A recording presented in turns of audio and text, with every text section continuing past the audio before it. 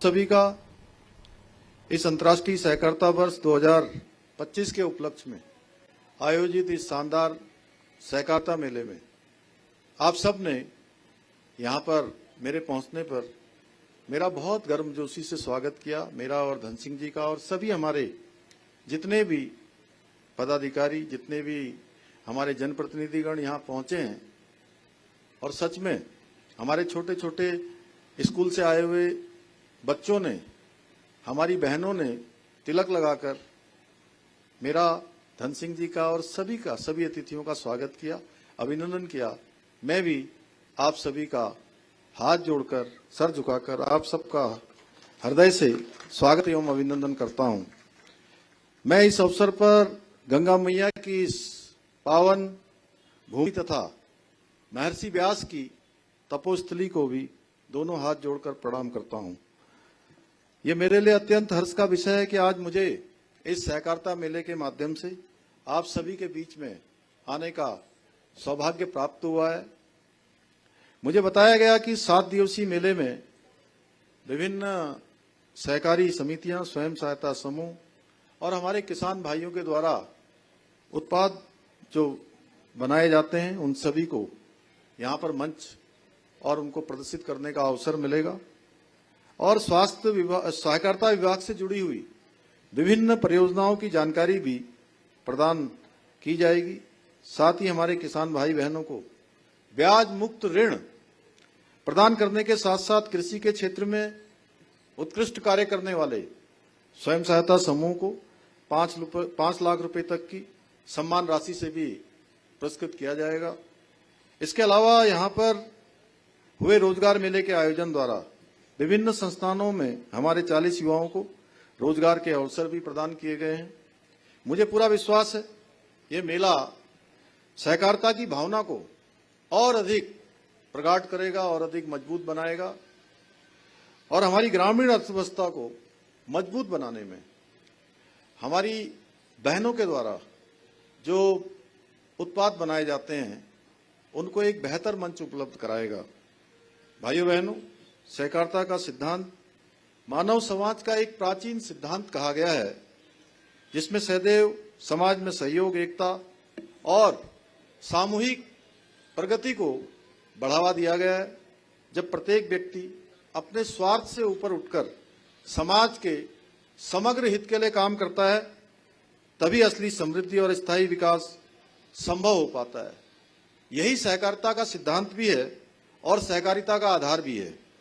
आज के इस आधुनिक और प्रतिस्पर्धी युग में सहकारिता का महत्व पहले से कहीं अधिक हो गया है। इसी को देखते हुए संयुक्त राष्ट्र संघ ने 2025 को अंतर्राष्ट्रीय सहकारिता वर्ष घोषित किया है, ताकि वैश्विक सहयोग को बढ़ावा देकर सतत विकास के लक्ष्यों को उसके तय समय पर पूरा किया जा सके। आज जब पूरा विश्व सामाजिक रूप से, आर्थिक रूप से, पर्यावरणीय संकटों से, अनेक प्रकार की चुनौतियों से जूझ रहा है, तब ऐसे समय में हम सबकी जिम्मेदारी है कि हम सब एकजुट होकर इन समस्याओं का सामूहिक समाधान खोजें। आदरणीय प्रधानमंत्री जी के नेतृत्व में 2024 में भारत ने वैश्विक सहकारी सम्मेलन का सफल आयोजन किया। उन्होंने उस सम्मेलन में अंतर्राष्ट्रीय सहकारिता वर्ष का शुभारंभ करते हुए कहा था कि सहकारिता भारत के लिए संस्कृति और जीवन पद्धति है। प्राचीन काल में सहकारिता की भावना हमें वसुधैव कुटुंबकम के महान सिद्धांत से स्पष्ट रूप से देखने को मिलती है, जो समस्त मानवता को एक परिवार मानकर सहयोग और सौहार्द की शिक्षा प्रदान करता है। सहकारिता का मूल उद्देश्य केवल स्पर्धा नहीं है, बल्कि सहयोग और सहकार की भावना को बढ़ाना है। इसलिए सहकार से समृद्धि के स्वप्न को साकार करने के लिए आदरणीय प्रधानमंत्री जी ने ऐतिहासिक कदम उठाते हुए आजाद भारत के इतिहास में पहली बार अलग सहकारिता मंत्रालय का गठन किया। आज केंद्रीय गृह एवं सहकारिता मंत्री आदरणीय अमित शाह जी के नेतृत्व में ये मंत्रालय देश में सहकारिता आंदोलन को और अधिक मजबूत बनाने के लिए एक अलग प्रशासनिक, कानूनी और नीतिगत ढांचा तैयार कर रहा है। भाइयों बहनों, आदरणीय प्रधानमंत्री जी के मार्गदर्शन में और उनके सहयोग से हमारी सरकार भी सहकारिता को जन जन तक पहुंचाने के लिए कई कदम उठा रही है। इसी का परिणाम है बहुउद्देशीय सहकारी समितियों के कंप्यूटरीकरण के कार्य की शुरुआत उत्तराखंड में ही हुई और आज प्रदेश की सभी 671 सहकारियां समितियों के कंप्यूटरीकरण का कार्य पूरा हो चुका है। ये समितियां अब पूरी तरह से डिजिटल माध्यम से कार्यरत हैं, जिससे हमारे किसान ऑनलाइन सुविधा से जुड़कर इनका लाभ उठा पा रहे हैं। इसके अतिरिक्त आज हमारी 24 समितियां जन औषधि केंद्र के रूप में भी कार्य कर रही हैं, जहां ग्रामीण जनता को सस्ती और गुणवत्तापूर्ण दवाइयां मिल रही हैं। साथ ही 640 समितियों को कॉमन सर्विस सेंटर CSC के रूप में भी विकसित किया गया है। अब ये समितियां केवल ऋण देने तक ही सीमित नहीं है, बल्कि बीमा, पेंशन, बिजली के बिल भुगतान, आधार सेवाएं सहित अनेक डिजिटल सुविधाएं भी प्रदान कर रही हैं।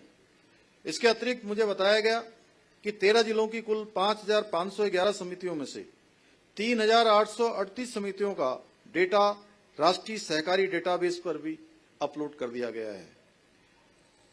इससे सारी जानकारी हमारे सामने एक ट्रांसपेरेंट तरीके से, पारदर्शी तरीके से उपलब्ध रहेंगी। इतना ही नहीं, हमारी सरकार ने 2023 से अब तक 800 नए पैक्स, 248 नई डेयरी समितियां और 116 मत्स्य समितियां गठित की हैं।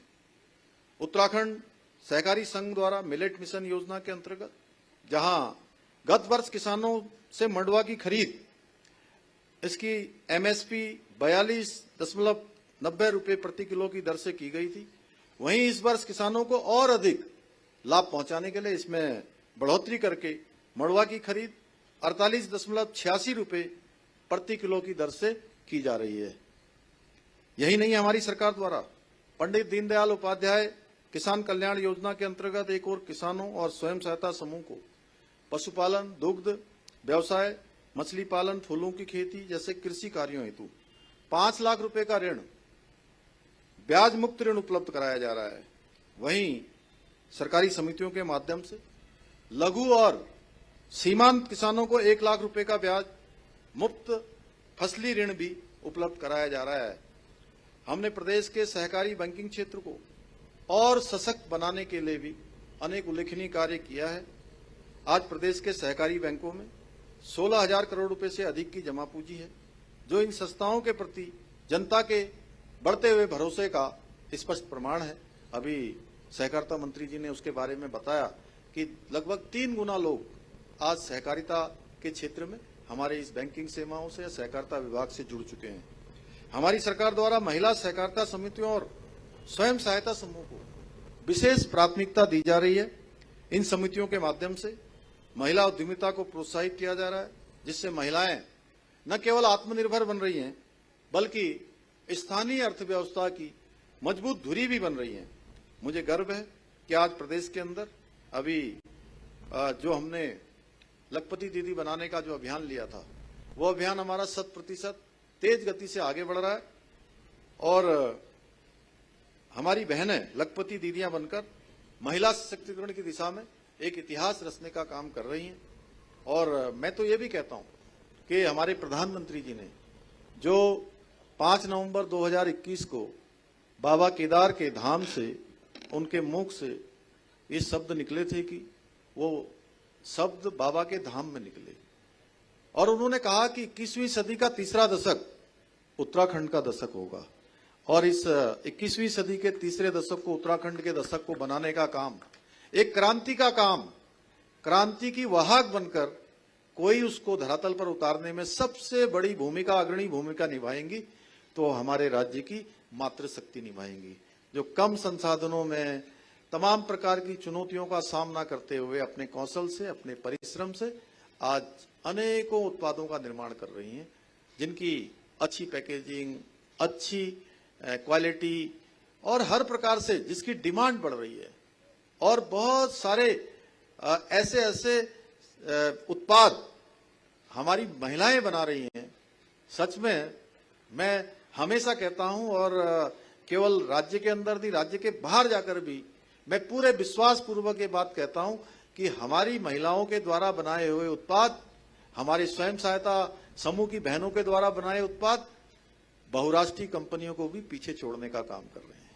यानी कि मल्टीनेशनल कंपनियां भी आज फीकी पड़ रही हैं। भाइयों बहनों, गढ़वाल क्षेत्र में भी हमारी सरकार के द्वारा विभिन्न योजनाओं को लागू किया गया है। पर्यटन को प्रोत्साहित करने के उद्देश्य से जनपद पौड़ी के अंतर्गत पौराणिक चारधाम पैदल यात्रा मार्ग को पुनर्जीवित और विकसित करने का कार्य किया गया है। साथ ही श्रीनगर में अलकनंदा नदी के किनारे गंगा संस्कृति केंद्र का निर्माण कार्य भी किया जा रहा है। इसके अतिरिक्त हमने भारत के पूर्व सीडीएस जनरल बिपिन रावत जी के सम्मान में पौड़ी के कंडोलिया मैदान के निकट 100 मीटर ऊंचाई वाले तिरंगे झंडे को लगने के साथ ही एक पार्क का निर्माण भी किया गया है। इसके साथ ही ट्राइडेंट पार्क निर्माण, पुराने कलेक्टर भवन को हेरिटेज भवन के रूप में विकसित करना, धारी देवी पैदल मार्ग का निर्माण, श्रीनगर में गोला पार्क का सौंदर्यीकरण कार्य जैसे ऐसे विभिन्न विकास परियोजनाओं का कार्य किया गया है। भाइयों बहनों, हमारी सरकार उत्तराखंड के सांस्कृतिक और डेमोग्राफी को संरक्षित रखने के लिए भी संकल्पित होकर कार्य कर रही है। हमने जहां एक और प्रदेश में सख्त धर्मांतरण रोधी कानून, सख्त दंगा रोधी कानून लागू किया है, वहीं लैंड जिहाद, लव जिहाद और थूक जिहाद जैसी घृणित मानसिकताओं के खिलाफ भी कठोर कार्रवाई सुनिश्चित की है। हमने प्रदेश में लैंड जिहाद के खिलाफ कार्रवाई करते हुए 9000 एकड़ से भी अधिक सरकारी भूमि को लैंड जिहादियों से मुक्त कराया है। इसके साथ ही 250 से अधिक अवैध रूप से संचालित होने वाले मदरसों को सील करने के साथ ही 500 से अधिक अवैध संरचनाओं को भी हटाया है। इतना ही नहीं, हाल ही में हमारी सरकार ने राज्य में नया कानून लाकर मदरसा बोर्ड को भी समाप्त करने का निर्णय लिया है। इसके साथ ही हमारी सरकार ने राज्य में सनातन संस्कृति को बदनाम करने वाले पाखंडियों के विरुद्ध ऑपरेशन कालनेमी के माध्यम से सख्त कार्रवाई हम कर रहे हैं। इसके अतिरिक्त हमने जो 2022 के आम चुनाव में हमारे प्रधानमंत्री श्री नरेंद्र मोदी जी के नेतृत्व में उत्तराखंड की जनता के सामने अपना संकल्प और वचन प्रस्तुत किया था कि हमारी सरकार के गठन होते ही हम राज्य के अंदर समान नागरिक संहिता का कानून लागू करेंगे। भाइयों बहनों, मुझे आप सबको बताते हुए खुशी हो रही है कि उत्तराखंड देश का पहला राज्य बन गया है जहां रहने वाले हर एक व्यक्ति के लिए, हर एक पंथ के लिए, हर एक समुदाय के लिए, हर एक वर्ग के लिए अब एक समान कानून देवभूमि उत्तराखंड में देश में सबसे पहले लागू हो गया है। भाइयों बहनों, हम सभी जानते हैं पूर्ववर्ती सरकारों के समय में अभी धन सिंह जी ने बहुत कम शब्दों में गागर में सागर भरने का काम किया। वो मुझे घड़ी दिखा रहे थे कि 2.5 मिनट में उन्होंने अपनी बात रख दी और 2.5 मिनट में उन्होंने थोड़ा सा उसको संदर्भित किया कि नकल माफियाओं के बारे में। पहले की सरकारों के समय में नकल माफियाओं द्वारा हमारे बच्चों के साथ, हमारे युवाओं के साथ, उनके भविष्य के साथ खिलवाड़ किया जा रहा था। हमने भर्ती प्रक्रिया को पारदर्शी और नकल विहीन बनाने के लिए और नकल माफियाओं पर अंकुश लगाने के लिए देश का सबसे कठोर नकल विरोधी कानून लागू किया, जिसका परिणाम हुआ पिछले 25 वर्षों का रिकॉर्ड तोड़ते हुए पिछले 4 वर्षों में 25,000 में अभी तक के जो हम प्रमाण पत्र दे चुके हैं, लोगों को नियुक्ति पत्र प्रदान कर चुके हैं। और अभी कल हमारा 1500 लोगों को कल हम नियुक्ति पत्र और देने वाले हैं। कल का कार्यक्रम है, मैं और धन सिंह जी उसमें रहने वाले हैं, तो ये संख्या हमारी 26,500 पहुंच जाएगी। तो इतनी नौकरियां प्राप्त करने में हमारे युवाओं ने उनको सफलता प्राप्त हुई है। साथ ही हमने नकल माफियाओं पर सख्त कार्रवाई करते हुए 100 से अधिक नकल माफियाओं को जेल की सलाखों के पीछे पहुंचाने का भी काम किया है। एक समय आपने देखा होगा, यही हमारे इसी पौड़ी जनपद से 2002 में जो पटवारी भर्ती में घोटाला हुआ था, उस समय के तत्कालीन जिलाधिकारी को यहां से हटाना पड़ा था। उसके बाद यूके SSS के जो चेयरमैन और उनके तमाम उसमें जो अधिकारी थे, उनके समय में एक बड़ी भर्ती घोटाला हुआ और उनके खिलाफ भी कार्रवाई करने का काम भी हमारी ही सरकार ने किया था। परंतु विपक्ष के कुछ लोगों को ये लगातार नौजवान युवाओं को, हमारे बच्चों को जो नौकरियां मिल रही हैं, वो उनको अवसर मिल रहे हैं, उनको ये रास नहीं आ रहा है। और हाल ही में हरिद्वार के एक परीक्षा केंद्र पर एक व्यक्ति द्वारा नकल का एक प्रकरण सामने आया। हमारी सरकार ने तुरंत एक्शन लेते हुए उस आरोपी को गिरफ्तार किया और मामले की जांच के लिए एसआईटी का गठन कर दिया। यूसी ध्यानी जस्टिस उनकी अध्यक्षता में कमेटी बना दी और साथ ही युवाओं के हितों की रक्षा के लिए युवाओं की मांग पर सीबीआई जांच की संस्तुति प्रदान करके पेपर को निरस्त करने का निर्णय भी हमने ले लिया। मैंने स्वयं युवाओं के बीच में जाकर धरना स्थल पर, हमारे युवा लगभग एक हफ्ते से वहां पर धरना दे रहे थे, धूप में, गर्मी में, बरसात में बैठे हुए थे, और वहीं धरना स्थल पर जाकर मैंने उनकी सभी न्यायोचित मांगों को मानने का उनको आश्वासन भी दे दिया। अब इसमें भी कुछ लोग कहने लगे कि मैं युवाओं के आगे झुक गया। मैं ऐसे सभी लोगों को स्पष्ट कर देना चाहता हूं कि हमारी सरकार युवाओं के भविष्य के साथ कोई समझौता नहीं करेगी। उसके लिए हम सर झुका भी सकते हैं और सर कटा भी सकते हैं। भाइयों बहनों, हमारी सरकार द्वारा राज्य में एक सख्त भू कानून भी लागू किया गया है। पूरे प्रदेश के अंदर आप सबको पता है, लंबे समय से जमीनों की खरीद फरोख्त चल रही थी। बड़े बड़े लैंड माफिया हमारे यहाँ पर जमीनों की अंधाधुंध खरीद फरोख्त करके अनाप शनाप तरीके से हमारी जमीनों को खुर्द बुर्द करने का काम कर रहे थे और उत्तराखंड के मूल अस्तित्व के साथ लगातार खिलवाड़ करने का काम कर रहे थे। अब हमने जो भू कानून लागू किया है, इसके बाद अब अनेक स्थानों से, प्रदेश से बाहर से आकर जमीन खरीदने वाले भू माफियाओं को बड़ा झटका लगा है। उनके मंसूबों पर पानी फिर गया है। इतना ही नहीं, राज्य में आज भ्रष्टाचार के विरुद्ध भी हम जीरो टॉलरेंस की नीति के तहत सख्त कार्रवाई कर रहे हैं, जिसका प्रमाण है हमने प्रदेश के इतिहास में पहली बार, आज से पहले ये धारणा बन गई थी कि भ्रष्टाचार के मामले होते हैं, अपने कर्तव्यों के निर्वहन में लापरवाही होती है, तो छोटे छोटे कर्मचारियों पर गाज गिरा दी जाती है या छोटे छोटे कर्मचारियों पर कार्रवाई की जाती है और बड़ों को छोड़ दिया जाता है। भाइयों बहनों, हमने इस धारणा को भी बदलने का काम किया है। अब भ्रष्टाचार के संलिप्त पाए जाने पर, अपने कर्तव्यों में ठीक प्रकार से पूरा नहीं करने पर, छोटे कर्मचारी हों, बड़े कर्मचारी हों या उससे बड़े कर्मचारी हों, यानी कि छोटी मछलियां, बड़ी मछलियां या भ्रष्टाचारी रूपी मगरमच्छ भी होंगे, तो उनको भी नहीं छोड़ा जाएगा। और प्रदेश के इतिहास में पहली बार हमने आईएएस, पीसीएस स्तर के अधिकारियों सहित बीते वर्षों में 3 वर्षों में 200 से भी अधिक भ्रष्ट अधिकारियों और कर्मचारियों के खिलाफ कार्रवाई की है। भाइयों बहनों, पिछले दिनों आदरणीय प्रधानमंत्री जी ने हमारे सभी देशवासियों से आह्वान किया है कि स्वदेशी के अधिक से अधिक उत्पाद खरीदें, अपनी दिनचर्या की लिस्ट बनाएं और उसमें आप स्वयं चेक करें कि पूरे दिन भर में आप जिन जिन वस्तुओं का उपयोग कर रहे हैं उसमें से कितने स्वदेशी हैं। क्योंकि आज हमारे देश के अंदर इतनी कैपेसिटी हमारी हो गई है, इतनी क्षमता हो गई है कि एक पेन का निब से लेकर अंतरिक्ष यान तक हमारे देश के अंदर बन रहा है। तो ऐसे में हम सब स्वदेशी उत्पादों को ही अधिक से अधिक उपयोग करें, जिससे कि आत्मनिर्भर भारत की दिशा में हमारा संकल्प और सशक्त हो सके और हमारे छोटे छोटे स्थानीय जो कारीगर हैं, उद्यमी हैं, स्वयं सहायता समूह की हमारी बहनें, वो भी सशक्त होंगी और हमारा आत्मनिर्भर भारत का संकल्प भी सशक्त होगा। मुझे पूरा विश्वास है आप सभी आदरणीय प्रधानमंत्री जी के इस आह्वान को एक जन आंदोलन का रूप देकर न केवल स्वयं को सशक्त बनाएंगे, बल्कि उत्तराखंड को भी आत्मनिर्भर और देश का अग्रणी राज्य बनाने के हमारे विकल्प रहित संकल्प को साकार करने में अपना योगदान देंगे। भाइयों बहनों, अभी आपके विधायक जी ने, धन सिंह जी ने यहाँ के लिए, चूंकि वो लगातार यहाँ चिंतित रहते हैं, अनेक प्रकार के नए नए नवाचार इस पूरी विधानसभा के अंदर करते हैं। उन्होंने कहा कि श्रीनगर में सीवर और पानी, उसकी ओर डीपीआर भी बना रहे और जैसे ही डीपीआर बन जाएगी और ये हमारा संकल्प है कि यहाँ पर सीवर की लाइनें भी हों और यहाँ पर पानी भी जो है हमारे 15 घंटे तक लगातार लोगों को अनवरत रूप से मिलता रहे। मैं निश्चित रूप से जैसे ही डीपीआर आएगी हम इसको तुरंत स्वीकृति वहां से प्रदान करेंगे।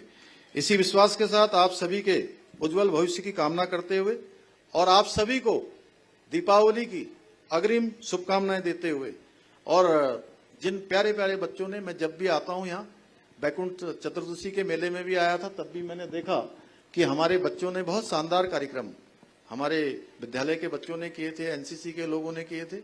मैं उन बच्चों को भी अपनी तरफ से बहुत शुभकामनाएं देता हूं, उनको बहुत धन्यवाद देता हूं, उनके उज्जवल भविष्य की कामना करते हुए अपनी बात को समाप्त करता हूं। धन्यवाद। बहुत बहुत धन्यवाद।